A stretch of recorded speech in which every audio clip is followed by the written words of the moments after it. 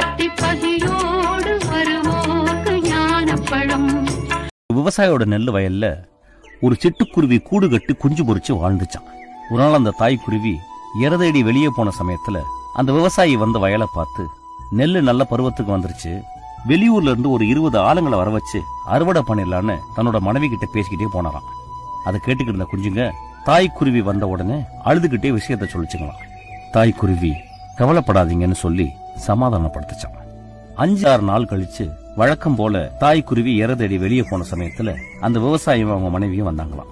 நெல்லு நல்லா முத்திருக்கு, இதுக்கு மேல வெளியூர் ஆளுங்களை நம்பி பிரயோஜனம் இல்ல, நம்ம ஊர்லயே ஒரு 10 பேரை வச்சு அறுவடை